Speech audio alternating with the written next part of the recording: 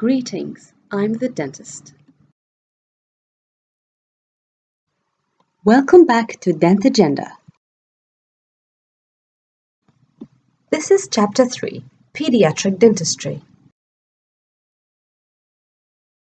These are the points included in this chapter video series, and in this tutorial we will discuss Class 3, 4 and 5 in primary teeth and severe early childhood caries.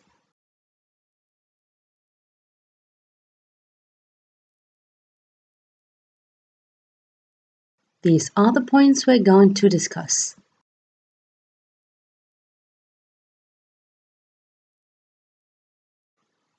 Before we start, note that carious primary incisors and canines are seen less frequently than carious primary molars, and are usually indicative of a high caries rate during early infanthood.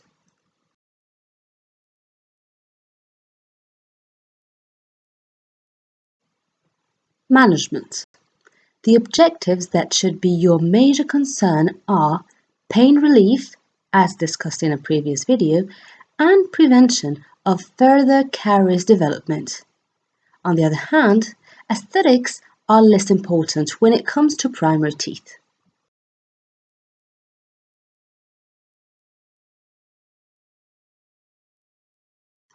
Now to the treatment options. Treatment options for Class 3, 4 and 5 in primary teeth include extraction only if the tooth is unrestorable, or placement of topical 2% sodium fluoride gel and observation and interfere only if the caries progresses, or restoration with adhesive materials such as composites, compomers, glass ionomer and resin-modified glass ionomers, all of which are discussed in details in a previous tutorial.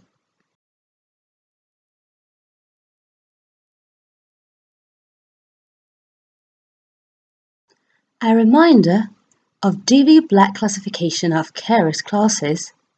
Class 3 caries is located interproximally without including the incisal or the occlusal edges. Class 4 caries includes the incisal edge. Class 5 caries affect the cervical portion of the tooth buccally or lingually. Here is Class 3 caries affects the interproximal mesial portion of the central primary incisors.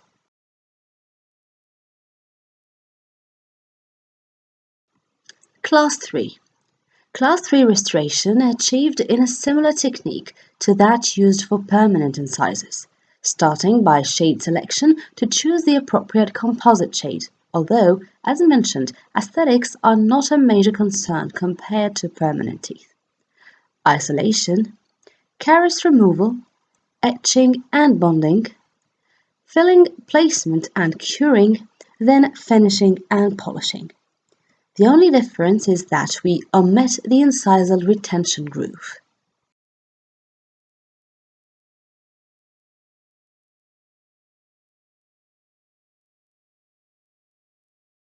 Moving on to Class 4, it affects the incisal edge of the central primary incisors. Class 4 restoration. If restoration is essential, the greatest strength of composite is required, since it is the pressure-bearing area in the tooth. So composite will be the material of choice.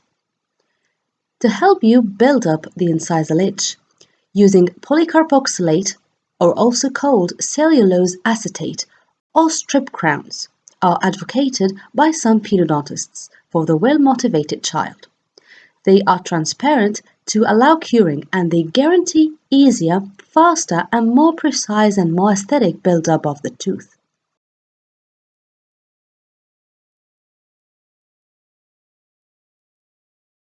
Class 5 caries affects the cervical portion of the anterior or posterior teeth, whether labially or palatally or lingually. Class 5 restoration. To achieve it, start by removing the caries using a small round burr. Then restore using glass enema or composite, since no great strength is required in the cervical portion.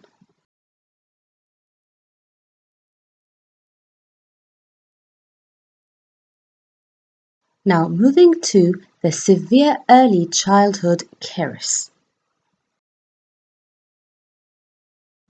The etiology that can cause severe early childhood caries might be the frequent ingestion of sugar-containing foods, or reduced salivary flow, or in other words, dry mouth or xerostomia, which allows for a better environment for oral bacteria, and without a doubt, lack of oral hygiene measures.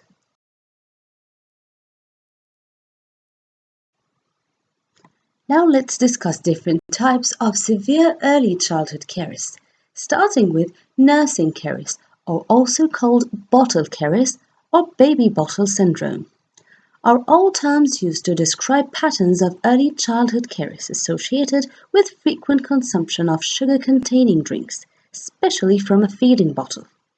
Commonly, the child falls asleep with a bottle of juice or milk and suckles during the night, possibly related to the relatively high levels of lactose in breast milk as well.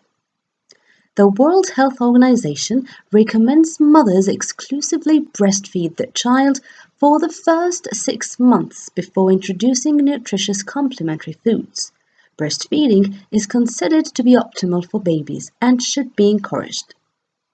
Recent studies have confirmed that early childhood caries may be associated with prolonged breastfeeding beyond the age of 2.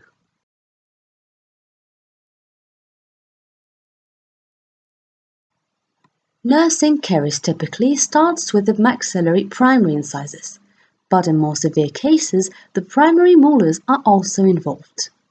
The mandibular incisors, however, are relatively more protected by the tongue movement and salivary flow.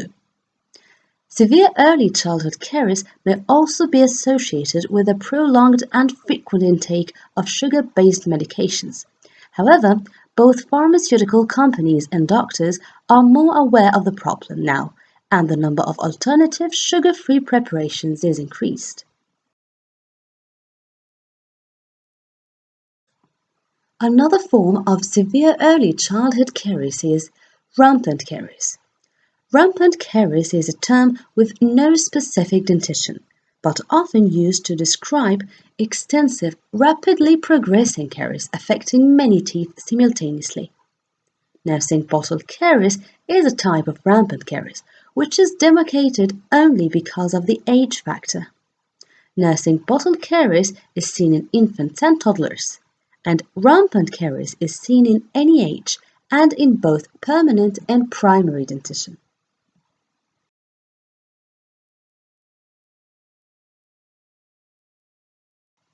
Radiation caries. Radiotherapy for head and neck cancer may result in fibrosis of the salivary glands, which markedly decrease the salivary flow, leading to a dry mouth or xerostomia, which is a favorable environment for oral bacteria. Patients often resort to sucking sweets to alleviate their dry mouth, which exacerbates the problem by adding sugars to the dry mouth.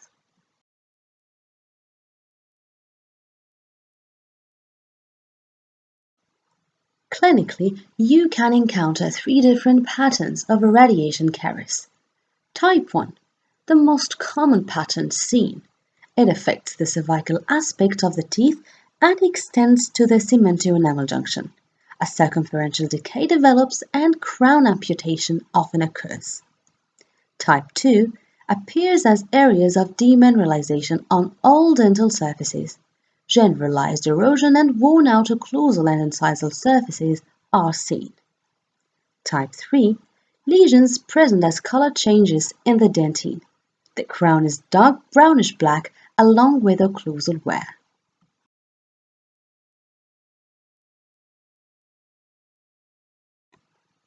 Management of radiation caries requires specialist referral, and some preventive measures prior to the radiation therapy include complete dental examination.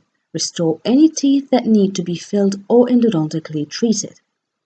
Extractions are better held in the pre-radiation phase so as to reduce the risk of osteoradionecrosis, or after the radiotherapy, which is preferably to be conducted in 5 to 6 months post-radiotherapy and before the progressive tissue fibrosis and loss of vascularity. The patient should be given preventive home care instructions that include rigorous oral hygiene measures. Fluoriding calcium phosphate with 0.05% sodium fluoride mouth rinses should be used. Management of xerostomia that accompanies radiation therapy and how to prevent it. You can give cytoprotective agents for salivary glands. Submandibular gland transfer is also considered. Salivary substitutes and mucosal lubricants to relieve symptoms and sialagogic agents to stimulate salivation can be used. And here you covered all the points. Thank you for watching. Don't forget to subscribe. I'd like to have you here for more videos.